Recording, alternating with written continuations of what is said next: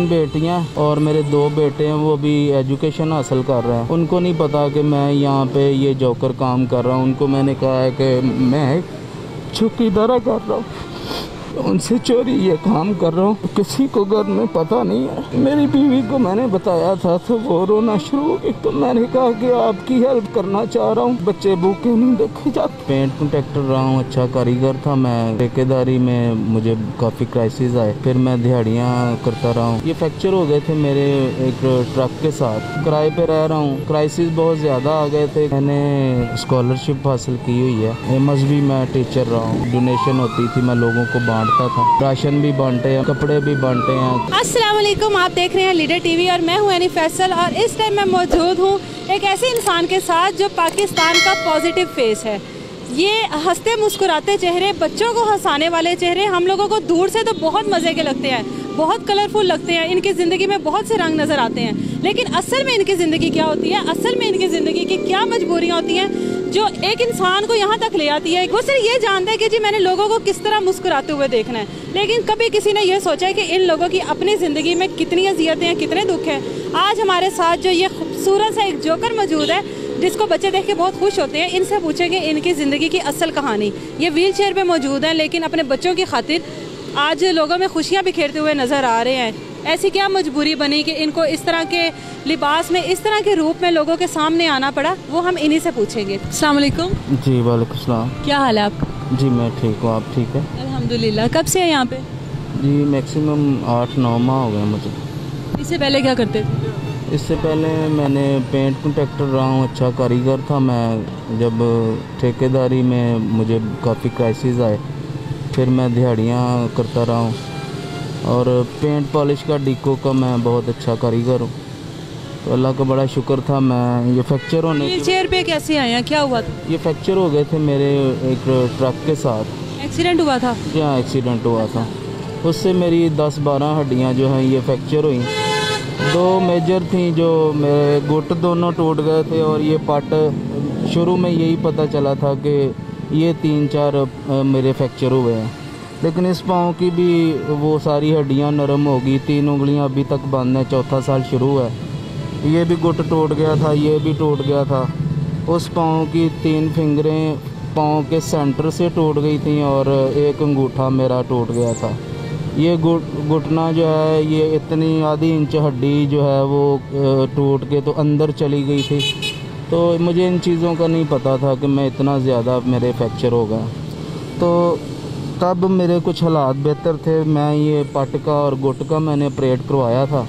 बाकी 3-4 माह बाद जाके पता चला कि मेरा यहाँ से भी मैं टूटा हुआ हूँ।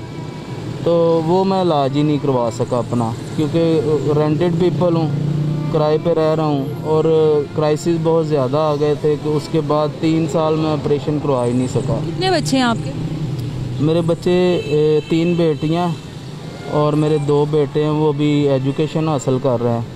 उनको नहीं पता कि मैं यहाँ पे ये जोकर काम कर रहा हूँ। उनको मैंने कहा है कि मैं चौकीदारा कर रहा हूँ। बच्चों को पता है कि आप चौकीदार का काम कर रहे हैं? उनसे चोरी ये काम कर रहा हूँ, किसी को घर में पता नहीं है। मेरी बीवी को मैंने बताया था तो वो रोना शुरू हो गई। तो मैंने कहा कि आपकी हेल्प करना चाह रहा हूँ कि आपका अपना घर हो, मेरी मेडिसिन, बच्चे भूखे नहीं देखे जाते। मुझसे सिस्टर बोला नहीं जा रहा, सॉरी। अच्छा मुझे ये बताएं, आप पढ़े लिखे हैं? जी भाजी, मैंने स्कॉलरशिप हासिल की हुई है। किसमें? मजहबी मैं टीचर रहा हूँ। मजहबी स्कॉलर हैं आप? अच्छा। और लेकिन वो मैं सेल्फ सपोर्ट काम करता था, उसमें मेरा जो है घर का निज़ाम नहीं ठीक तरह से चलता था। इस वजह से फिर अब तो मुझसे कहीं जाया भी नहीं जाता। प्रोग्राम्स वगैरह मैं किया करता था, उसमें मैं लोगों को जो भी मुझे डोनेशन होती थी मैं लोगों को बांटता था। राशन भी बांटे हैं मैंने, कपड़े भी बांटे हैं, कई तरह के मैंने इवेंट्स करवाए हैं जिसमें मैंने लोगों को। आप राशन बांटते थे, लोगों की मदद करते थे, आपको डोनेशन आते थे, आप फंड्स देते थे, मजहबी स्कॉलर थे। आज आप ज़िंदगी के इस रूप से आपको शिकायत नहीं है कोई? शिकायत मुझे ये है कि बस मैं जो करता रहा हूँ मेरे साथ वैसा नहीं हुआ। अभी तक किसी ने मेरे साथ हेल्प नहीं की, ना कभी किसी ने आके मेरी तमाददारी की है। और अगर मेरी मेडिसिन 2 दिन 4 दिन नहीं है तो मुझे कभी किसी ने मेडिसिन नहीं ला के दी, ना किसी रिश्तेदार ने नहीं पूछा, किसी रिश्तेदार ने नहीं, किसी मोहल्लेदार ने नहीं, कभी किसी ने तमाददारी मेरी नहीं की आके। और मेरा दिल करता है कि मैं दोबारा अपने पाँव पे खड़ा हूँ और अपने बच्चों को कुछ बना सकूँ, उनके लिए घर बना सकूँ, क्योंकि मैं किराए पे रहता हूँ। 72-76 हज़ार रुपया मेरे पे रेंट चढ़ा हुआ है, वो भी मुझसे पे नहीं हो रहा। बामुश्किल मेरी दवाई और 2 टाइम की रोटी मैं बच्चों के लिए यहाँ से ले जाता हूँ। आप कहाँ से आते हैं यहाँ पे? मैं अपना एड्रेस नहीं बता सकता क्योंकि मेरी एक सफ़ेद पोशी है। मैं अपनी रेपुटेशन जो इज़्ज़त कमाई है दुनिया में, मैंने वो गौन नहीं करनी। आपको पर्सनल मैं अपना एड्रेस। यहाँ पर जब आप आते हैं तो किस किस तरह की मुश्किलात होती हैं? लोगों का रवैया कैसा होता है? लोगों का रवैया है कि कुछ लोग अच्छे भी आते हैं जो मुझे लाइक करते हैं। मेरा दिल खुश होता है कि मैं ये काम इनके लिए करता रहूं, लोगों को खुश करता रहूं। कुछ लोग मुझे मजाक भी करते हैं, कुछ लोग मुझे लेडीज़ समझ के हेल्प करते हैं, कुछ लेडीज़ समझ के बुरी बातें भी करते हैं और बहुत दुख होता है उन लोगों की वजह से। क्या मतलब लेडीज़ समझ के क्या हरकतें करते हैं? वो समझते हैं शायद इस बेस में एक लेडीज़ बैठी हुई है तो गंदे गंदे मजाक करते हैं, गालियां भी निकाल जाते हैं जो मैं यहाँ कैमरे पे आपको नहीं बता सकता। ये आपने क्यों रखे हुए हैं पास? ये मैंने रखे हैं जो लोग हाँ जी गुज़रते हुए मैं पकड़ा देता हूँ कि घर जाके भी मेरे ये देखेंगे पम्फलेट तो किसी ना किसी के दिल में मेरे लिए रहम पैदा होगा, मेरे बच्चों का कुछ बन जाएगा। हम किराए पे रह रहे हैं। आपने रखा क्या हुआ है अपने पास जो आप बच्चों को देते हैं? वो टाफ़ियाँ मैं रखता था लेकिन कोरोना की वजह से अब कोई लेता नहीं है, शेक हैंड भी नहीं करता, तो इस वजह से अब टाफ़ियाँ भी नहीं मैं लाता। लोगों को बच्चों को मैं बांटता था, बच्चे खुश हो जाते थे। जब से ये कोरोना लॉकडाउन शुरू हुआ है अब टाफ़ियाँ भी कोई नहीं लेता। इस लालच में बच्चे कुछ मुझे मिलने आ जाते थे और मुझे कोई हेल्प भी कर देते थे, 10, 20, 100, 50 मिल जाते थे। लेकिन आपको कितने इलाज की ज़रूरत मतलब आपको कितने पैसे आपके लगेंगे इस इलाज पर जो अब आपका होना है? सिस्टर पहले 1,42,000 मांगे थे डॉक्टर ने, तो उसे कर करा के हमने 1,25,000 दिए थे।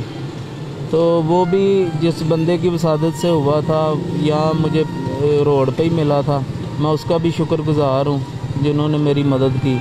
लेकिन जो चारपाई पे बैठ के या घर बैठ के मैं जो इलाज तो मेरा कोई ना कोई अल्लाह का बंदा निकल ही आएगा, लेकिन इलाज के दौरान जो मुझ पे क्राइसिस आ जाते हैं, कर्जा चढ़ जाता है, उससे मैं ज़्यादा परेशान हो जाता हूँ। आपका 1.5-2 लाख में इलाज हो जाएगा? अभी 3 ऑपरेशन हो जाएंगे? जी हाँ जी, 1.5-2 लाख में। जब आप सही हो जाएंगे इंशाल्लाह, अल्लाह करेगा कि बहुत जल्द अब आप सही हो जाएंगे, आपके ऑपरेशन हो जाएंगे, उसके बाद क्या करेंगे?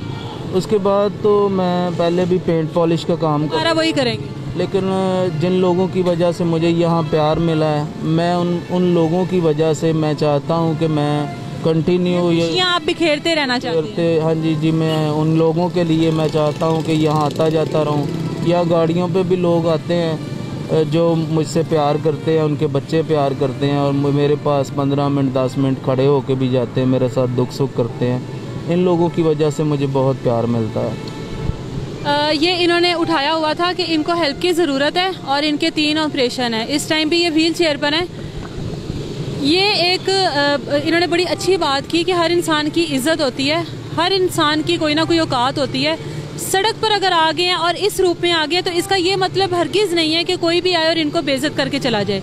बहुत से ऐसे लोग हैं जो एक मामूली सी भी कोई स्टोरी लग जाती है तो उस पर भी माशाल्लाह इतनी हेल्प करते हैं कि उन लोगों की मुश्किलें कट जाती हैं। लेकिन इस टाइम सबसे ज़्यादा हेल्प की ज़रूरत इनको है क्योंकि इनके 3 ऑपरेशन हैं और ये जिस रूप में अपने आप को यहाँ पर प्रेजेंट कर रहे हैं और अपने बच्चों से छुप कर बच्चों के लिए आज ये इस तरह रोड पर हैं और अपनी मोहताजी को दूर करने की ख्वाहिश रखते हैं। मेरी आप सब लोगों से रिक्वेस्ट है कि जितना हो सके इनकी मदद करें ताकि ये अपने पैरों पे खड़े हो सकें।